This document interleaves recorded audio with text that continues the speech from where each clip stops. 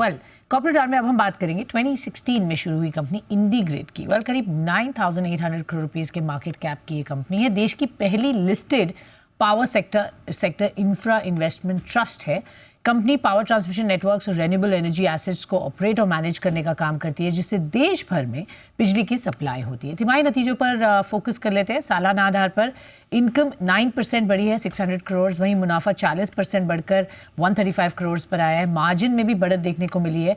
तो तिमाही नतीजों के नंबर्स कि क्या ग्रोथ ड्राइवर्स थे, क्या है मौजूदा डिमांड, नए प्रोडक्ट लॉन्चेस एटसेट्रा, इन सब पर बातचीत करने के लिए चलिए स्वागत करना चाहूँगी कंपनी के सीईओ हर्ष शाह को। मिस्टर शाह, गुड आफ्टरनून, बहुत बहुत शुक्रिया आपने हमें समय दिया। एक अच्छा क्वार्टर, यस, बढ़िया क्वार्टर है सर आपका इस बार, और आपके जो पीछे आपने द पावर ट्रांसमिशन का जो सेटअप किया है वो भी बहुत अच्छा दिख रहा है sir. That's quite commendable. Well, good set of earnings. So पिछले 13 क्वार्टर से हम अगर इसको कंपेयर करें तो पैट आपका हाईएस्ट एवर है अब तक का, risen by almost 40%, EBITDA rise is almost 11%. तो क्या वर्कआउट हुआ है इस बार क्वार्टर में that you've given good numbers, और more importantly क्या यही अब ट्रेंड आगे भी बरकरार रहेगा? हमारे बिजनेस के अंदर पैट से ज्यादा इम्पोर्टेंट नंबर है कैश फ्लो, बिकॉज हमारा बिजनेस ही पूरा कैश कलेक्शन एंड डिस्ट्रीब्यूशन के ऊपर बेस्ड है। तो सिंस वी स्टार्टेड 2016 से अब तक में हमारे जो एनडीसीएफ कहते हैं, कैश डिस्ट्रीब्यूटेबल कैश फ्लो है, दैट हैज इंक्रीज मल्टीफोल्ड। आज की डेट में हमारा इस साल का टोटल रिजल्ट रहा है greater than 1,000 crore of NDCF, which is net distributable of cash flow. उसको हम डिस्ट्रीब्यूशन के तौर पे इन्वेस्टर्स को पास ऑन करते हैं। हमको मिनिमम 90% ऑफ दैट इन्वेस्टर्स को देना पड़ता है एज अ डिविडेंड और interest of principal that we give back. This quarter हमारे रिजल्ट्स आर गुड बिकॉज हमने पिछले साल में 2-3 प्रोजेक्ट्स एक्वायर करे थे। खरगोन ट्रांसमिशन वाज वन, दूसरा वाज रायचूर शोलापुर। सो हमने 2-3 ट्रांसमिशन लाइंस को एक्वायर किया था पिछले साल, जिसका आज इस साल में पूरा रिजल्ट्स आएगा, क्वार्टर 4 में पूरा फाइनेंशियल्स में आएगा। इसीलिए इस क्वार्टर का डिस्ट्रीब्यूशन बढ़ा है। और उसके साथ साथ हमने डिस्ट्रीब्यूशन जो हम पर क्वार्टर देते थे 3.2 रुपीज पर यूनिट, वो 3.2 से बढ़ के 3.45 किया है, जो करीबन 4.5% का ग्रोथ है, 3.3 से 3.45। और पिछले 6 साल में हमने हर साल ऑन एन एवरेज 3 से 5% की ग्रोथ डिस्ट्रीब्यूशन की करी है। जैसे रिटर्न में देखा जाता है, हमने शुरू किया था 11 रुपीज पर यूनिट का डिस्ट्रीब्यूशन 2016 में। आज की डेट में अभी वो 13.8 रुपीज पर यूनिट पे बैठ रहा है एनुअली। सो और वो हुआ है क्योंकि हम हर साल कुछ ना कुछ एक्वायर करते हैं, बिल्ड करते हैं, बनाते हैं। और वो लास्ट 6 ईयर हम शुरू किया था हमने 4,000 करोड़ के एसेट बेस के साथ। आज हम 27,000 करोड़ के एसेट बेस की बात कर रहे हैं। तो एसेट बढ़ा है, EBITDA बढ़ा है, कैश फ्लो बढ़ा है, और उसके साथ में डिस्ट्रीब्यूशन भी बढ़ा है। ओके, तो ये वजह रही आपके ओवरऑल नंबर्स जो दिखे हैं उनकी, और कैश फ्लो जिसे आपने कहा वो ज़्यादा इंपॉर्टेंट है यहाँ पर देखना, और उसके कारण है जो ग्रोथ देखी गई है। लेकिन सर नॉर्मलाइज मार्जिन रेंज क्या हम एक्सपेक्ट करेंगे आगे इस अगले कमिंग क्वार्टर्स के लिए, और क्या सस्टेन कर पाएंगे इस तरीके के लेवल्स जो हमने देखे हैं अब तक मार्जिन्स में? हमारे लिए EBITDA मार्जिन बहुत इंपॉर्टेंट है, बिकॉज उसी को हम कैश फ्लो में कन्वर्ट करते हैं। तो on an average industry margin around 85 to 90%। हम लोग अभी 91% के आसपास हैं। तो हमारी कोशिश यही रहेगी हम 90% से अबव पे रहे, और वही हमारा टारगेट है कि हम 90 से अबव मेंटेन करते रहेंगे। तो यही मेंटेन करते रहेंगे। और क्या लगता है क्या सपोर्ट करेंगे अच्छे मार्जिन्स को आगे चलकर? टेक्नोलॉजी, बिकॉज हमारे बिजनेस में 10% का जो O&M कॉस्ट है वो largely around man power cost है और इंश्योरेंस कॉस्ट है। और आज जैसे हम ज्यादा ऑपरेट करते हैं, एक स्केल बेनिफिट मिलता है। अभी हम 20 स्टेट्स में इंडिया में, तो स्केल बेनिफिट का एडवांटेज होता है।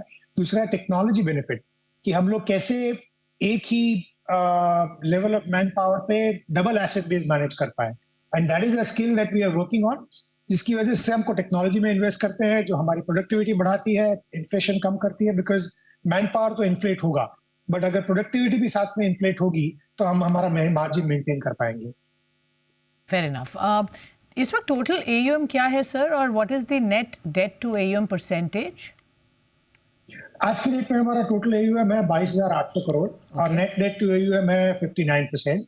पर हमने 4,000 करोड़ के एसेट के लिए एग्रीमेंट साइन किया है अभी, जो हमको 27,000 करोड़ पे ले जाएगा और नेट डेट टू AUM 65% पे आएगा। Okay, fair enough. आपने एक्विजिशंस की बात की स्टार्टिंग में, और of course one of the reasons जो नंबर्स पर भी वो रिफ्लेक्ट हो रहा है, विंसेंट रिन्यूएबल जो कंपनी की बात की गई है, sir what is the acquisition cost, उसके लिए फंड्स कहाँ से जुटाए जाएंगे, और उसकी वजह से क्या AUM में इंक्रीज हम देख पाएंगे, उसके बाद debt to AUM after this acquisition किस तरह से प्ले आउट होगा? सो बेसिकली उसकी सिनर्जीज कैसे दिख रही हैं, both operationally and financially on the books? So first is financially, हमारा 22,800 करोड़ बढ़ के करीबन 27,000 करोड़ का AUM हो जाएगा। इट विल बी फंडेड शुरुआत में विद डेट, तो हम लोग 4,000 करोड़ की बोरोइंग लेके उसको खरीदेंगे, और साथ में 1,500 करोड़ तक का कैपिटल रेज भी करेंगे एक्विजिशन के बाद, प्रेफरेंस इश्यू और राइट्स इश्यू के साथ, जो हमारा नेट डेट टू AUM वापस 60% पे ले आएगा। तो इवेंचुअली एक्विजिशन के लिए हम नेट डेट टू AUM को 60% तक ही रखेंगे, पर कैपिटल रेज एक्विजिशन के बाद करेंगे। तो 60% पे रहेगा, टोटल AUM बढ़ के 27,000 करोड़ हो जाएगा, और वो खरीदने के बाद 2-3% NDCF और बढ़ाएगा, DPU और बढ़ेगा। तो आज की डेट में हमने 3.4 से 13.4 से 13.8 रुपीस का गाइडेंस दिया हुआ है, और अगर हम वेरिसन खरीदते हैं, कब खरीदेंगे उसके मुताबिक और कितना कैपिटल रेज करेंगे, वो 2-3% और बढ़ेगा, मतलब ऑलमोस्ट 14 रुपीज से ज्यादा हो सकता है। So that is the financial synergy. And by when ये ट्रांसलेट होने लगेगा बुक्स पे? अभी तो सी एक्विजिशन क्लोज नहीं हुआ है, अभी हमने साइन किया है, इन्वेस्टर अप्रूवल होगा, रेगुलेटरी अप्रूवल होगा, तो वी आर एक्सपेक्टिंग कि H1 में हो जाना चाहिए। Okay, first half, so let's say by next quarter या by the end of this quarter हम उम्मीद कर सकते हैं। करेक्ट। ओके, कितने transmission assets do you hold as of right now, और कितना रेवेन्यू वो जनरेट करते हैं? हमारा टोटल पोर्टफोलियो आज की डेट में करीबन ऑलमोस्ट 46 ट्रांसमिशन लाइन्स हैं और 13 सबस्टेशन है, तो मतलब 60 डिफरेंट ट्रांसमिशन एलिमेंट्स हैं ऑफ ट्रांसमिशन एंड सबस्टेशंस। तो 2 सोलर पावर प्लांट है जो अभी बढ़ के 18 हो जाएंगे।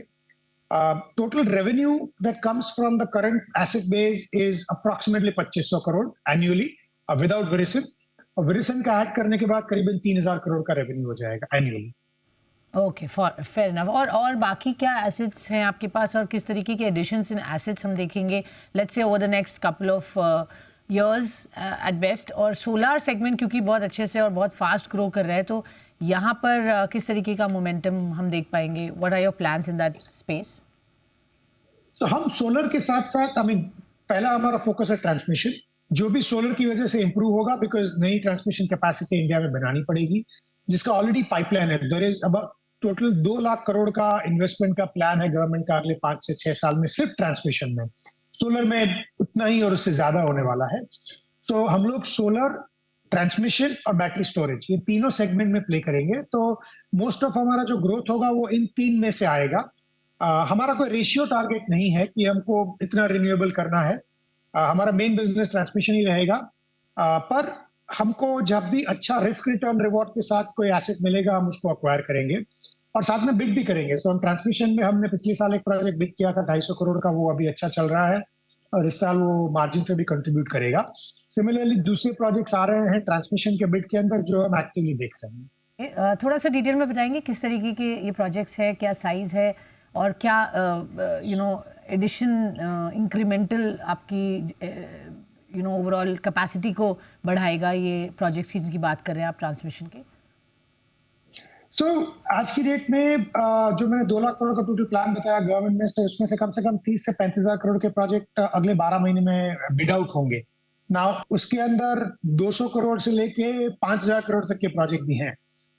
तो डिपेंडिंग ऑन कौन से प्रोजेक्ट में हम लोग जीतते हैं, राइट, उसके मुताबिक एडिशन होगा। तो डिफिकल्ट है कि कितना एग्जैक्ट विनिंग रेशियो होगा, कि क्या साइज के प्रोजेक्ट होगा, बट ओवरऑल पाइपलाइन बहुत हेल्दी है, तो वी होप कि उसके अंदर से हमारा मार्केट शेयर मिल पाए हमको। बट मिनिमम आप कितना एक्सपेक्ट कर रहे हैं, एक ball park figure to understand, because market size आपने कहा अपॉर्चुनिटी बहुत जबरदस्त है, तो आपका वहां पर क्या कंट्रीब्यूशन हो सकता है? Give me a sense of it. या तो हमारा फोकस रहता है कि हम सही प्रॉफिटेबिलिटी पे उठाएं। So profitability is more important to us than size. मतलब अभी पिछले 2 साल से कंपटीशन काफी ज्यादा था, तो हमने ज्यादा प्रोजेक्ट्स नहीं उठाए थे, पर अभी लग रहा है कि प्राइसिंग थोड़ी रीजनेबल होगी। अगर होगी तो हम लोग 10-20% ग्रोथ को फोकस करेंगे ईयर ऑन ईयर। वंडरफुल। सो यहाँ पर अपॉर्चुनिटी स्ट्रांग है और आप वहाँ बिड करने की बात भी करें। आपने एक first battery energy source storage system BESS अभी हाल ही में इसको कमीशन किया है। मैं जानना चाहती हूँ क्या आगे के इसके प्लान्स हैं, इस प्रोजेक्ट के बारे में थोड़ा बताएं, और what is the revenue potential from this? तो ये प्रोजेक्ट जो है वो बहुत छोटा सा है। हम हमारे सबस्टेशन को सोलर और बैटरी एनर्जी स्टोरेज के ऊपर रन करना शुरू किया है। उससे 2 चीजें होती है, एक कि हमारा ओवरऑल इलेक्ट्रिसिटी कॉस्ट सबस्टेशन का बहुत कम हो जाता है, coming back to maintaining our EBITDA percentage. दूसरा, battery energy storage is a technology for future, जो हमको नए रिन्यूएबल सोर्सेज को ग्रिड में इंटीग्रेट करने में मदद करेगा एज अ कंट्री। तो उसके अंदर ये छोटा जो प्रोजेक्ट है, हमारे लिए एक R&D सेंटर भी बन रहा है, because we will be able to get our hands dirty. हम उसको यूज करेंगे, सीखेंगे, बिकॉज आज की डेट में बड़ा बैटरी एनर्जी स्टोरेज कहीं भी नहीं है इंडिया में, पर वो फ्यूचर है। इसलिए हम उसको छोटे प्रोजेक्ट को इन्वेस्ट करके उसके अंदर सीखेंगे, सो दैट हम बड़े प्रोजेक्ट में बिड कर पाए इवेंचुअली। सो 2 ऑब्जेक्टिव है, एक कॉस्ट मेंटेन रहेगा, एनवायरमेंट को फायदा होगा बिकॉज वो सोलर एनर्जी पे चल रहा है, और तीसरा हम उसके अंदर सीखेंगे ताकि बड़े प्रोजेक्ट्स के अंदर भी बिड कर पाए फ्यूचर में। सर हम चर्चा को आगे बढ़ाना चाहेंगे, और आपसे पहले तो मैं ये समझूंगी कि the percentage of the portfolio जो FPIs की तरफ से होल्ड किया गया है, वहाँ पर कुछ चेंजेस हम एक्सपेक्ट कर सकते हैं? Is there a plan to increase in FPI share in the portfolio? कुछ न्यू FPI इन्वेस्ट यहाँ पर करने का देख रहे हैं? Because I understand that KKR and GIC together hold about 54%. Okay, so KKR GIC together own about 44%. बाकी के 10% FPI और other FPI, so about 54% is total FPI. See, I mean it's a listed traded stock, so it is not, मतलब हमारे हाथ में नहीं है share holding को चेंज करना। Anyone can buy and sell, but हम लोग 1500 करोड़ तक का कैपिटल रेज करने वाले हैं इस साल, इसलिए इसका अप्रूवल भी EGM में जाएगा। तो अगर वो अप्रूवल अगर इंस्टीट्यूशनल रेस से या प्रेफरेंशियल रेस पे हुआ तो उसके अंदर share holding might change, but अभी हमारा डिसीजन नहीं हुआ है कि वेदर वो राइट्स इश्यू से होगा कि प्रेफरेंस इश्यू से होगा। अगर राइट्स इश्यू से होता है तो again current investor has the right. Preference issue से होगा तो depending on what type of investors come, हम लोग उसको डिसाइड करके अलोकेट करेंगे। तो मतलब पर FPI परसेंटेज इतना मायने नहीं रखता बियॉन्ड द पॉइंट। जो ज्यादा एनकरेजिंग फैक्ट्स हैं कि पिछले 3 या 4 साल से हमने इंश्योरेंस कंपनी का स्टेक बढ़ा हुआ देखा है, पेंशन फंड्स का स्टेक बढ़ा हुआ देखा है, NPS कैपिटल एलोकेशन बढ़ा है, रिटेल एंड HNI एलोकेशन बढ़ा है। बिकॉज अगर इन्विट को आप देखोगे तो वो एक बहुत ही सेफ तरीका है इंफ्रास्ट्रक्चर में इन्वेस्ट करने का, इसीलिए ये एक सेफ एवेन्यू भी प्रोवाइड करता है डोमेस्टिक इन्वेस्टर्स को ओन करने का। FPI ने हमेशा से लीड लिया है इस सेक्टर में और इंफ्रास्ट्रक्चर में इन्वेस्ट करने में, क्योंकि उन्होंने ये इस प्रोडक्ट को, इस बिजनेस को एक्सपीरियंस किया है ग्लोबली बाकी सब जगहों पे।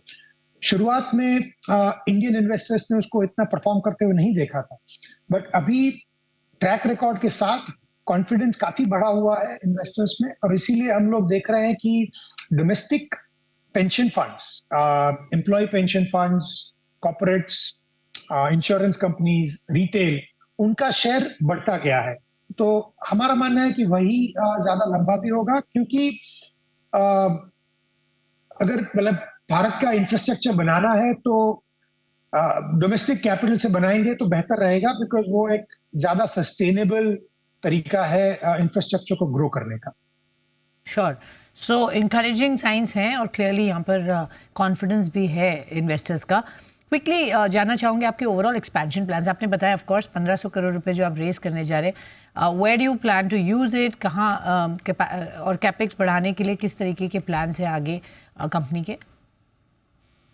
तो 1500 करोड़ रेस करने के बाद हम लोग again 60% net debt to AUM पे होंगे और 27,000 करोड़ पे होंगे, जो हमको और 7-8 हजार करोड़ का एक्सपेंशन करने का फायर पावर देगा। वो कब होगा वो डिपेंड करता है हमको कितना मार्केट शेयर मिलता है पाइपलाइन के अंदर से, और अगर जब भी होगा तब फिर से हम कैपिटल रेज करके उसको ग्रो करेंगे। चैलेंज इंफ्रास्ट्रक्चर में आज की डेट में फॉर जो जो अच्छे रन प्लेटफॉर्म्स हैं, वेल गवर्नड है, अच्छे इन्वेस्टर से बैक्ड है, उनका एसेट साइड पे है रादर देन इन्वेस्टर साइड पे। तो ग्लोबली इंडिया ने बहुत अच्छा मुझसे नाम कमाया हुआ है अभी, जो अच्छे से रन प्लेटफॉर्म्स है उन्होंने। तो कैपिटल रेज इतना बड़ा चैलेंज नहीं है जितना बड़ा पाइपलाइन का चैलेंज है। तो that is where we want to focus, and depending on हम कितना मार्केट शेयर कैप्चर करेंगे ओवरऑल इंडिया के कैपेक्स प्लान में, हमारा भी ग्रोथ प्लान बढ़ता रहेगा। बट हम लोग 10 से 15% का टारगेट लेके चलते हैं साल का। ज्यादा होता है तो बहुत अच्छा है, नहीं होता है तो भी अच्छा है। अगर प्रॉफिटेबिलिटी कॉम्प्रोमाइज करने की बात हुई तो हम नहीं करते हैं, तो हमारा फोकस हमेशा प्रॉफिटेबिलिटी रहा है।